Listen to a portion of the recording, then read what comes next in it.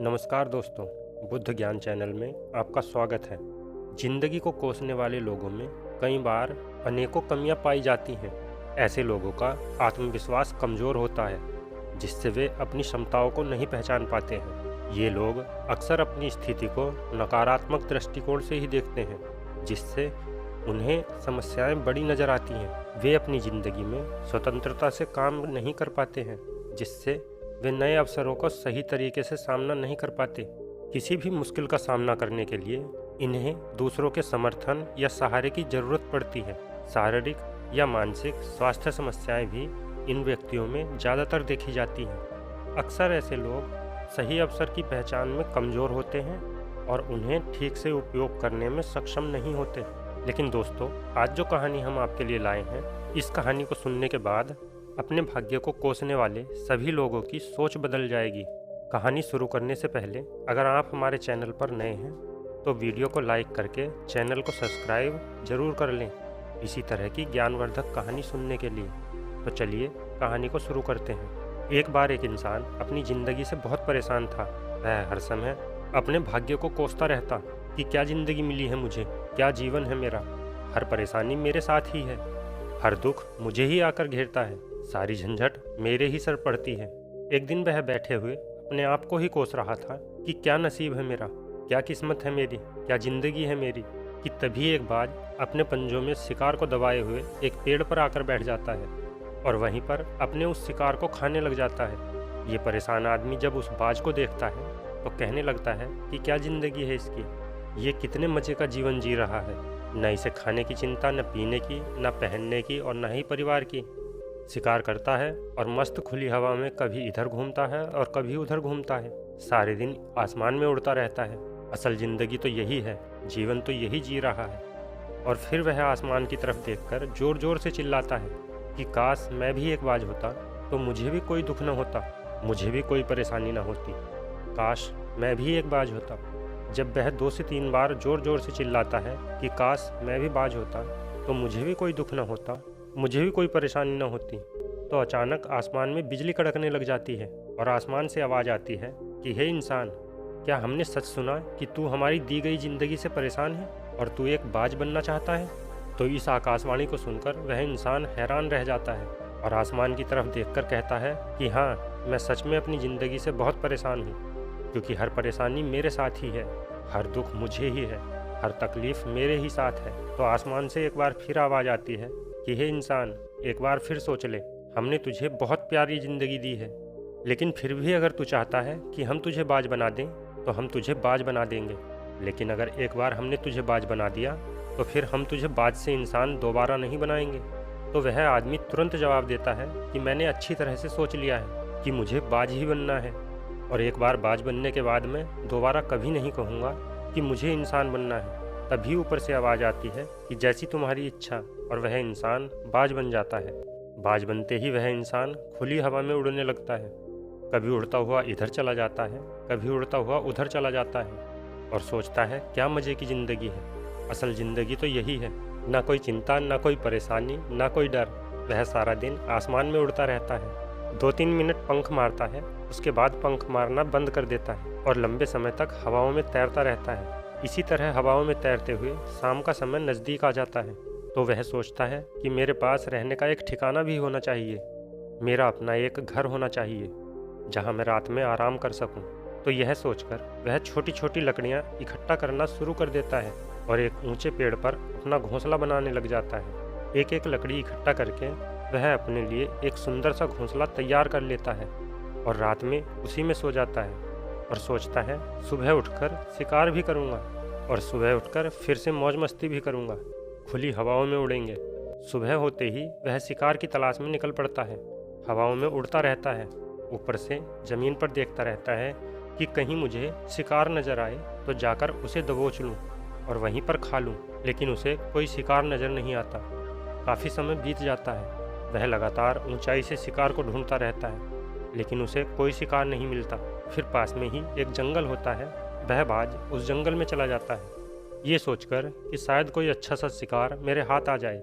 ये जंगल के ऊपर उड़कर शिकार को ढूंढता रहता है।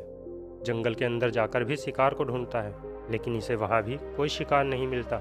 शाम का समय नज़दीक आ जाता है तो मायूस होकर वापस अपने घोंसले की तरफ लौट रहा होता है कि रास्ते में थककर एक पेड़ के ऊपर बैठ जाता है। जब यह उस पेड़ के ऊपर बैठा होता है तो उसकी नज़र एक बीमार चिड़िया पर पड़ती है जो कि घायल अवस्था में थी। ये तुरंत जाकर उसे दबोच लेता है, उसके पंख निकालकर अलग कर देता है और उसे खा जाता है। उस चिड़िया को खाने के बाद वह अपने घोंसले की तरफ उड़ जाता है और रास्ते में सोचता है कि चलो बीमार चिड़िया ही सही, लेकिन कुछ तो खाने को मिला। वह अपने घोंसले पर पहुंचकर आराम करने लगता है और सोचता है सुबह एक अच्छा सा शिकार पकड़ेगा और अपनी भूख मिटा लूँगा। जैसे ही सुबह का प्रकाश होता है यह निकल पड़ता है अपने शिकार की तलाश में। हवा में उड़ता रहता है, लेकिन आज फिर कोई शिकार इसके हाथ नहीं आता। काफ़ी समय बीत जाता है। ये ऊंचाइयों पर जाकर भी अपने शिकार को ढूंढने की बहुत कोशिश करता है, लेकिन इसे कोई भी शिकार नज़र नहीं आता। फिर ये पास के उस जंगल की तरफ चला जाता है, लेकिन इसे वहाँ भी कोई शिकार नहीं मिलता। इसी प्रकार पूरे दिन उड़ते उड़ते शाम का समय नज़दीक आ जाता है। तब ये निराश होकर वापस लौटने लगता है और रास्ते में एक पेड़ पर आकर बैठ जाता है। सोचता है शायद आज फिर कोई बीमार चिड़िया मेरा इंतज़ार कर रही हो, लेकिन हर बार किस्मत मेहरबान थोड़ी होती है। आज इसे कोई बीमार चिड़िया भी नहीं मिलती। यह थक हार कर वापस अपने घोंसले की तरफ चल पड़ता है और घोंसले पर पहुंचकर भूखा प्यासा ही सो जाता है और सोचता है कल सुबह एक बड़ा सा शिकार करूंगा और आज की भूख भी मिटा लूंगा। रात को अपने घोंसले में सोया होता है, गहरी नींद में होता है, तभी एक भयानक तूफान आ जाता है। इस तूफान की हवा इतनी तेज होती है कि इसके घोंसले को भी उड़ाकर फेंक देती है। वह हवा घोंसले को कहीं दूर फेंक देती है और उस बाज को कहीं और फेंकती है, लेकिन ये जहाँ गिरता है वहाँ पर एक नोकदार लकड़ी पड़ी होती है जो इसके पंजे में गड़ जाती है और इसे बुरी तरह घायल कर देती है। तूफान के रुकने के बाद बारिश शुरू हो जाती है। तेज बारिश होती रहती है और यह किसी तरह पेड़ों के नीचे छिपकर बैठा होता है। बड़ी मुश्किल से उसकी रात कटती है। जब सुबह होती है तो बारिश रुक जाती है। बारिश रुकते ही चारों तरफ खुशियाँ छा जाती है, चारों तरफ हरियाली छा जाती है। नदियाँ और झरने तेजी से बहने लगते हैं। सब कुछ फिर पहले की जैसे हो जाता है, लेकिन यह बाज अब पहले जैसा नहीं रहा। इसका पाँव बुरी तरह घायल हो चुका है। इसके पंजे में जो लकड़ी घुसी थी उसकी वजह से इसका पंजा लहूलुहान हो गया था। और शायद आपको पता हो कि बाज का जो पंजा होता है वह उसके शिकार को पकड़ने के लिए सबसे ज़्यादा ज़रूरी होता है, क्योंकि बाज अपने पंजों से ही अपने शिकार को पकड़ता है और फिर अपनी चोंच के माध्यम से नोच नोच कर खाता है।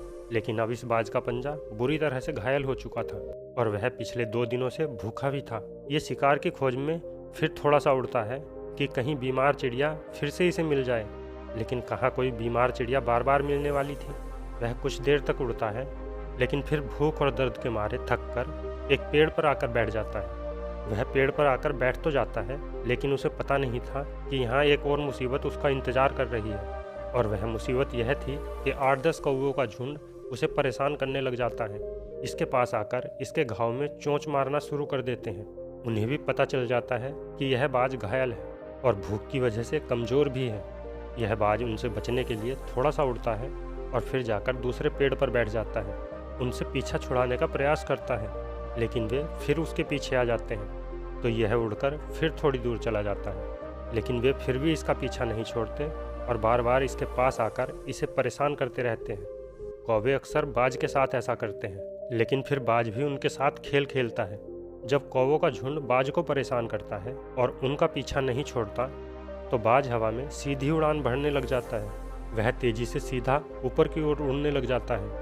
कौवे तब भी उसके पीछे होते हैं, लेकिन कुछ देर तक उड़ने के बाद कौवे ऐसी ऊंचाई पर पहुंच जाते हैं जहां पर उन्हें ठीक से ऑक्सीजन मिलनी बंद हो जाती है। उनका दम घुटने लग जाता है, उनकी सांस रुकने लग जाती है। तो फिर वे वहां से ऊपर नहीं जा पाते, पर क्योंकि बाज तो बादलों से भी ऊपर उड़ सकता है, इसीलिए वह तो ऊपर चला जाता है। लेकिन कौवे वहां से ऊपर नहीं जा पाते और वह नीचे आने लगते हैं। इस तरह से बाज उनसे अपना पीछा छुड़ा लेता है, लेकिन ऐसा करने के लिए, इतनी ऊंची उड़ान भरने के लिए बाज के पास उतनी ताकत नहीं थी, क्योंकि यह भूखा भी था और घायल भी था। तो यह उड़ता और थोड़ी सी दूर जाकर बैठ जाता और कौवे फिर आकर इसे परेशान करने लगते।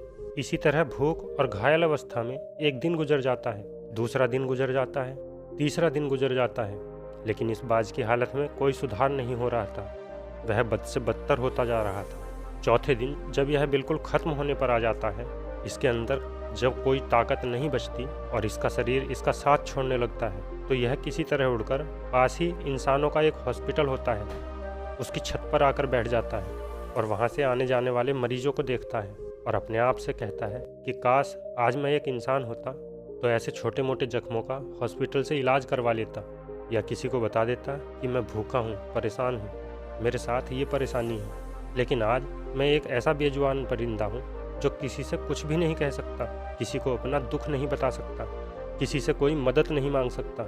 यही बात सोचकर वह उसी छत पर अपना दम तोड़ देता है। वह अपनी जान की कुर्बानी तो दे जाता है, लेकिन साथ ही साथ हमें यह सीख भी दे जाता है कि हमें जैसा बनाया गया है, हम जैसे भी हैं उसी में खुश रहना चाहिए और उसी में बेहतर करते रहने की कोशिश करनी चाहिए, ना कि इस बात से परेशान रहो कि काश मैं ऐसा होता, काश मैं वैसा होता, काश मैं यह बन जाऊं। आपको जैसा भी बनाया गया है आप उसी में अपना सर्वश्रेष्ठ करने का प्रयास करते रहो। दोस्तों, यह कहानी तो काल्पनिक है, लेकिन हमें जीवन जीने का एक महत्वपूर्ण नियम सिखाकर जाती है कि हम जैसे भी हैं अच्छे हैं, बस हमें उसी में अपने जीवन का सर्वश्रेष्ठ करने का प्रयास करते रहना चाहिए। तो दोस्तों, कैसी लगी आपको यह कहानी? अपनी राय कमेंट में अवश्य लिखें। वीडियो अच्छी लगी हो तो वीडियो को लाइक करके चैनल को सब्सक्राइब अवश्य कर लें। फिर मिलते हैं किसी ज्ञानवर्धक कहानी के साथ। तब तक के लिए धन्यवाद। नमो बुद्धाय।